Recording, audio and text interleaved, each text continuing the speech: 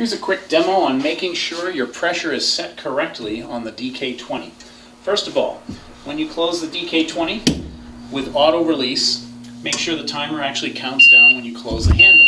So, when you open the press, the timer should show you the amount of time, and when you close it, the timer should count down.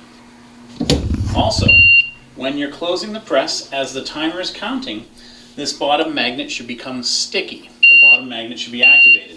What that means is now you can completely collapse this top metal piece against the bottom magnet. So this top metal piece is supposed to completely flatten out against the bottom magnet. Here's your magnet right here. Here's the top metal bracket. Alright, so when you lock it down, these two should flatten out against each other. If they're not, that means you need to adjust your pressure. I'll show a close-up of that. Basically, make sure your time is set, and when you close the press, the timer counts down. And make sure these two pieces are flattened out together. We'll show that again. So there's your time set.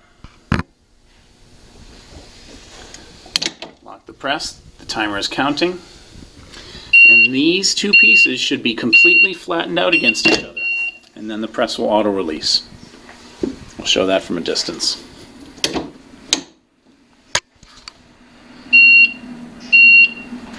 So the top metal bracket must completely flatten out against the electromagnet.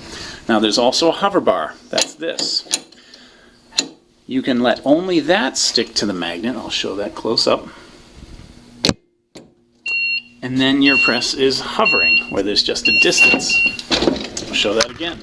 So if you want it to just cure or hover, press it so only the hover bracket's sticking, and then you're hovering.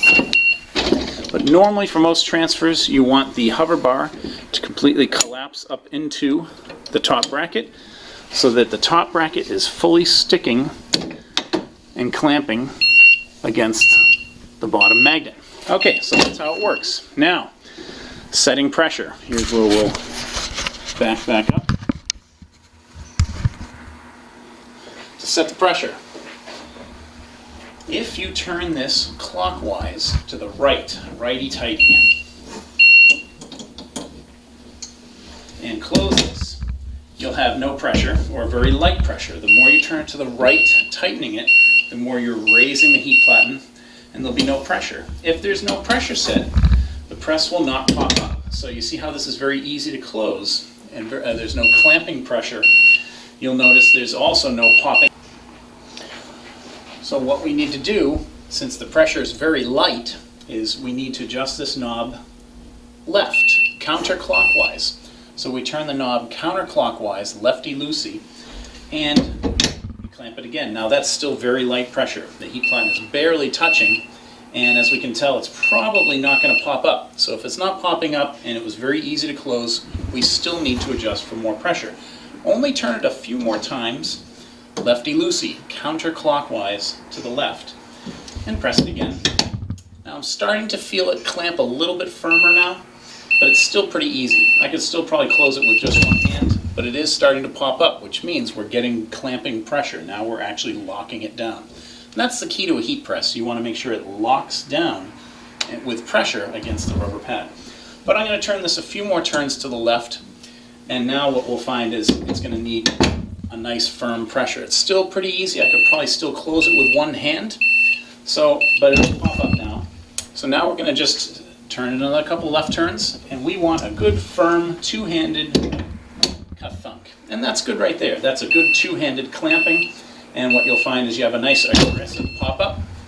You can turn it a little more, and what I find is it's a little bit too difficult to press with one hand, but nice and firm for two hands. That's exactly what you want.